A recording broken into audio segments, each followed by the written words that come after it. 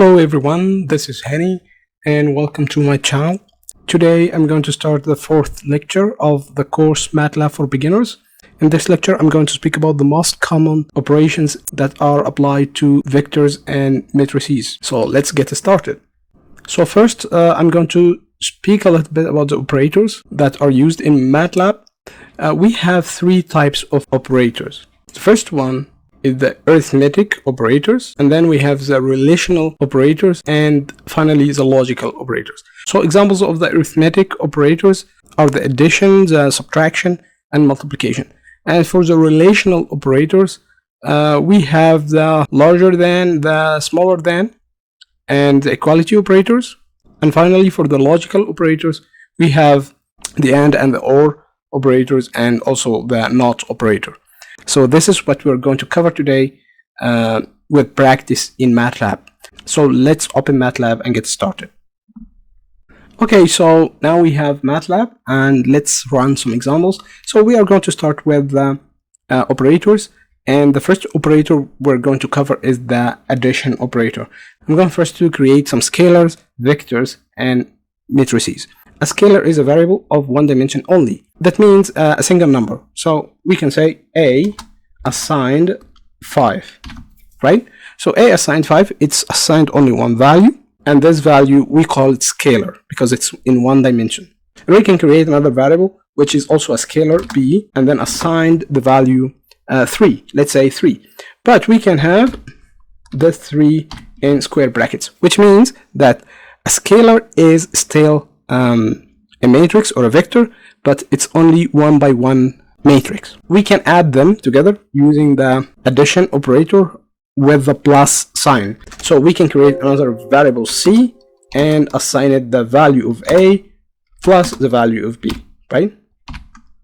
So now if we call C, we can see the content of C, which is 8. So this is how we use the addition operator with the scalars. Now let's try to do that with vectors. Let me clear the screen. And now let's create two vectors, V and U. And V is going to be 1, 2, 3, for example, right? And let's first try to add a scalar to this vector. So we have the scalar A. So now let's try to add A to V. Now the question is, can we do this easily? In fact, MATLAB does an operation named implicit expansion whenever we want to add two variables of different dimensions or different sizes. We can have another variable and let's name it W, and this W is going to be V plus A. But I'm going to show you how implicit expansion works before we run this command. A is going to be expanded to be 5, 5, 5, so that the size of V, which is now one row with 3 columns, 1 by 3, is going to match with the new size of A, which is going to be 1 row, 3 columns, right? But this is going to be done automatically, and A is not going to change. So nothing happens to A. This is going to be done automatically during the calculation of V plus A. And then A becomes 5 as before, right? So let's see what happens. So 1 plus 5 is 6. And then 2 plus 5 is 7, and then 3 plus 5 is 8. Okay, this is what's called implicit expansion in MATLAB. In this example, we have horizontal vector or a row vector, but the result is going to be exactly the same if we have a column vector. As an example, we can say W equals to A plus V transpose. And we know that V transpose is going to be the column form of V, right? So it's going to be 6, 7, 8. And we can see that in the implicit expansion, the size of A is changed to be the same size of the other vector, right? So here is going to be 3 by 1, and here is going to be 1 by 3. Now let me clear the screen again. Okay, now let's take another example in which we have two vectors and we need to add them together. So we can say U assigned the value of V plus W transpose. Why W transpose? Because W is a column vector that has 6, 7, 8, and then V is a row vector that has 1, 2, 3. So if we want to add two vectors in MATLAB and we are expecting to have the same result that comes from linear algebra, we need to force them to be of the same size. So now V is the same size as W transpose. So let's see the result. The result now is a vector of the same size as V, which is the sum of V and the transpose of W. But what happens if we do not consider the transpose of W? For example, if we say U assigned V plus W. Again, MATLAB is going to perform the implicit expansion, and we have U being a matrix of 3 by 3. So why this happens? Let's see the vector V and the vector W, right? To add them together, we need to force V to be the same size of W and W to be the same size of V. The number of columns of V is 1, 2, 3, but W has only one column. So we need to expand W to be of 3 columns. So 6, 7, 8 is going to be repeated twice. So 6, 7, 8, 6, 7, 8, right? Now the number of rows in V is 1 and the number of rows in W is 3. Okay, 6, 7, 8. So now we want to expand V to take 3 rows. So it's going to be 1, 2, 3, and another row that's going to be 1, 2, 3 again, and 1, 2, 3 again. And then when you add them together, this is equivalent to adding these two matrices. 1, 2, 3, and then 1, 2, 3, and 1, 2, 2, 3. This is the first matrix, and then the second matrix is going to be 6, 6, 6, and 7, 7, 7, and 8, 8, 8, right? So the result is 7, 8, 9, 8, 9, 10, and then 9, 10, 11, which is the same result as U assigned V plus W, right? So this is how we add vectors and scalars. Now we could also add matrices. Let's first clear our screen, see, and let's see what we have here as a matrix. So we have the matrix U. So this is a 3 by 3 matrix. We can use one of the functions to create a matrix. So let's create a matrix, let's say capital A, and let's call the function I. So the function I is going to generate an identity matrix for us, and it takes one argument or more, and this argument is going to be the size of the matrix. For now, we are going to cover only the one argument form of this matrix, and identity matrix by definition is a square matrix. Square matrix means that the number of rows and the number of columns is the same. So when we say I of 3, that means we have an identity matrix that has 3 rows and 3 columns. And all the elements of this matrix are going to be zeros except for the diagonal elements. Now, if we add A to U, we are going to have capital C, for example, and it's going to be A plus U.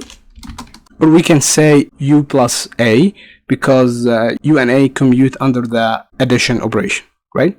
So that means A plus U equals to U plus A. So we have C. And if we want to add a matrix to a vector, again, we are going to have the implicit expansion of MATLAB. So this is all about the addition operator, and the subtraction operator is exactly the same. And because of the nature of the subtraction, we know that A minus B does not equal to B minus A. So we have to be careful about that. We can have another example about this. So we can say the matrix B assigned A minus C. Okay, and we have this matrix here. Now we have two operators that are having the same symbol but work in a different way. The two operators are the unary plus and the unary minus operator. So unary plus is doing nothing, basically. It just keeps the matrix as it is. Let's say B assigned plus B, right? So it's going to give me the same exact matrix. But the unary minus operator, which is having the same symbol as the subtraction operator, is actually equivalent to multiplying the matrix by the scalar minus 1. So if we say now B assigned minus B, that means that all the negative signs here in the matrix B are going to change to positive, right? So just like this. Now we're going to cover the multiplication operator and the element-wise multiplication operator. So let's clear the screen. So the symbol for the multiplication operator is the star, And if we use it this way without adding anything on any other symbols, then the multiplication operation here is the multiplication defined by the linear algebra, in which we multiply two matrices or two vectors, right? And to multiply two vectors in linear algebra or two matrices, the first matrix must have a number of columns equals to the number of rows in the second matrix, right? Or the second vector. So let's take an example. Let's first clear our workspace to have fresh variables. Clear. So let's have an example in which we have a vector x, 1, 2, 3, 4. Okay. Now this row vector contains how many columns? 4 columns. So to multiply this by a vector, the other vector must have 4 rows. Okay. So y assigned 5, and then second row is going to be 6, third row 7, and then 8. Right. Now it's valid to multiply x by y, so we are going to have the vector z assigned x times y, right? And then we have the result 70. To know why the result is 70, you can check any linear algebra book. It's basically multiplying each element by the corresponding element and add them together, all of them together. Let's see what happens if y is only 3 elements or 3 rows. Okay, how we could do this? We can redefine y, or we could do something different. We can say y at 4, at the position 4, equals to empty square bracket. That clears the element at the row number 4. Okay, and you could do this with the element number 1 or 2 or 3. Y contains only 3 rows now, and this is not the same size as x. So if we try to say z assigned the product of x times y, let's see what happens. We have an error because we have different dimensions. Now what happens if we want to have a special multiplication of two vectors or two matrices in which we want to multiply element by element? To do this, we need to use this operator, dot and star. Okay, so this operator assumes that we need to do element by element multiplication or element-wise multiplication. What does this mean? It means that if we have a vector u, assign the values 1, 2, 3, and we have a vector v, assign the values 4, 5, 6. Let's see the number of rows and number of columns. So we have how many columns in u? 1, 2, 3. We have 3 columns in u, and then the number of rows in v is only 1. So they do not match. So if we say u times v, we have an error here because the size of u and the size of v do not really match, right? But we can have element-wise multiplication. Element-wise multiplication means I'm going to multiply 1 by 3, 2 by 4, and 3 by 6, right? So to do this, we can say u dot star v. Okay, so 1 times 3 equals 3, 2 times 4 is 8, 3 times 6 is 18, right? So this is what's called element-wise multiplication. And we could do this with two matrices. So let's create two matrices. A, it's going to be assigned. We can use one of the special functions. So we can just use the ones matrix. And the ones matrix, if I give it a number like this one, is going to create a matrix whose elements are all ones, right? 1, 1, 1, 1, so on. And we can have another matrix P, and I'm going to use the function rand of the same size 3. And this function generates a matrix whose elements are randomly generated numbers. So let's see. Now, if we want to multiply A by B, we have two options. First is to multiply them using the rules of linear algebra, okay, with this operation. A times B, and this is valid. I'm going to store this in C. Why this is valid? Because the number of columns in A equals 3 and the number of rows of B equals 3. Okay, so it's fine. Let's see the result of element-wise multiplication. Element-wise multiplication means I'm going to multiply 1 here by this element, 1 here by this element, 1 here by this element. As you expect, the result is going to be the matrix P. Right? So if I say A dot star B is going to give me a matrix which has the same elements as the matrix B, because I multiply each element of B by 1. So please be cautious when you use these two operators, because you might not see any error messages, but the logic is not correct. So let's move to the next operator. So for the next operator, we have the division operator, left division and right division. And this is basically multiplying by the inverse of the other matrix. So again, let's have A assigned random numbers of 3. Okay, that means we are having 3 by 3 matrix A, and we have small b being a vector of 3 rows and 1 column. So B is again a random vector of 3 rows and 1 column. Now if you multiply A by B, just like this, A times B, from linear algebra we know that this is going to be a vector of the same size as B, right? So it's going to be 3 rows, 1 column. Imagine that we're having some scalars with this relationship. We have C equals to X times Y, and all of them are scalars. If we want to find X equals to what? X equals C over Y, or divided by Y. In matrices, we cannot have this kind of operation, because division with matrices is not allowed. We cannot divide by a matrix, or we cannot divide a matrix by a matrix. Instead, to do that, if X and Y are matrices and C is a matrix, we can multiply C by the inverse of Y.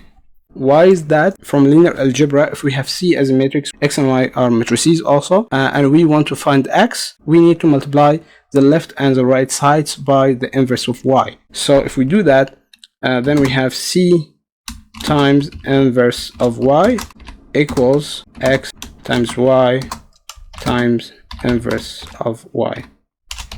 Okay, but when we multiply a matrix by its inverse, the result is going to be the identity matrix, and then we have X equals to C times the inverse of Y. At the end, we can write X equals to C times inverse of Y. In MATLAB, we call this operation here right division, right? This is equivalent to X assigned C divided by Y, right? Right division Y. Now let's see the left division. When you say, for example, inverse of A times C, right? So this is equivalent to A left division C. So you multiply C by the inverse of A from the left, this is left division, and if you multiply C by the inverse of A from the right, this is the right division. So just a few seconds ago we saw that C equals or assigned to A times B, right? And we know that A is a random matrix and B is a random vector. So let's get back to the equation again. C equals to A times B. We need to multiply the two sides by the inverse of A. So inverse of A times C assigned inverse of A times A, which is identity, times B, which is B. Okay, so that's it. And as I mentioned earlier, the term inverse of A times C, this is equivalent to A left division C, right? This is assigned B. We know the value of B that is here, and we need to verify that if we have A, this A, and we know and we have C, this C, we need to verify that the left division of A by C is going to give us B. So let's do that. So A left division with C, this is equivalent to what? To B, right? So this is the elements of B here. Let's take another example. We are going to have row vectors instead of column vectors, so that we could have this situation in which we have to multiply from the right by the inverse of A. So let's consider two vectors. L is a random vector, and this is a row vector, so it's 1 row and 3 columns.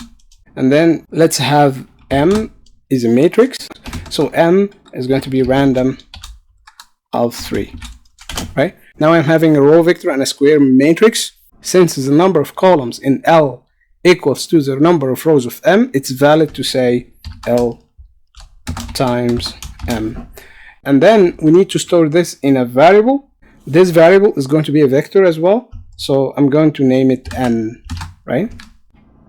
So N assigned the multiplication of L times M.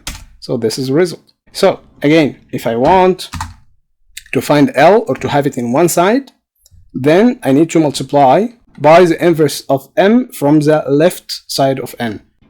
N right division by M. Okay, so N right division by M, this is the answer. And what is L?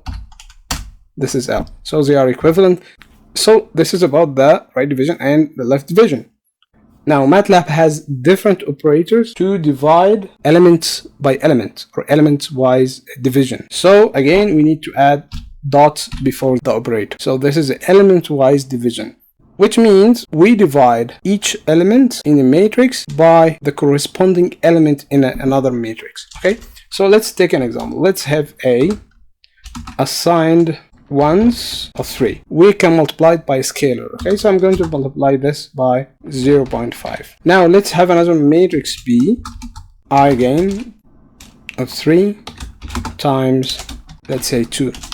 So B is identity matrix multiplied by 2. Now if I want to have element-wise division of B by A, that means 2 is going to be divided by this number 0.5, and then 0 is going to be divided by the corresponding element here, and so on. So this 2, for example, is going to be divided by this element here. C assigned B element-wise division A.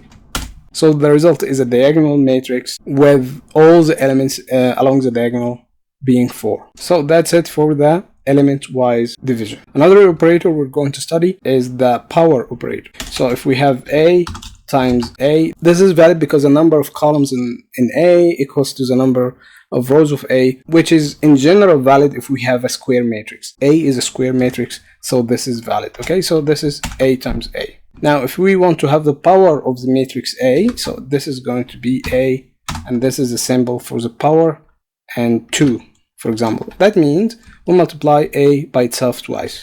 So this is the same result. But sometimes we want each element to be multiplied by itself. To do that, let's take an example with a different matrix, X, for example. Right? I want 1 to the power 2, 2 to the power 2, 3 to the power 2, which means that the first row is going to be 1, 4, 9, and then for the second row is going to be 16, 25, and 36, and so on. So again, we're going to use the dot with this operator or this symbol, and we have to put the power. Okay, so this is going to give us the required result, which is 1, 4, 9, 16, 25, 36, and so on. Now we are left with the last operator, which is the transpose. So the transpose symbol is just like this, okay, the single quotation mark, or dot with single quotation mark. When do we use any of them? If you're not working with complex numbers, then you can just use this one without the dot. Let's take an example. X assigned random numbers 3. Okay, usually the random numbers are between 0 and 1. Okay, so if you want to make the numbers larger than that, we can multiply by 10. So the range of X is from 0 to 10 instead of being from 0 to 1. If we want to have the transpose of X, that means we are making the rows columns and the columns rows. So X transpose is this. Now this row became a column here. Okay, and so on. This should work for real numbers and complex numbers, but in case you have a complex number, this is going to give you the complex conjugate transpose. Now, if you work with complex numbers and you want to transpose without the complex conjugate, then you could use the dot with single quotation. And if you're not sure what I'm talking about, just ignore what I'm saying and just use this symbol, okay, for the transpose.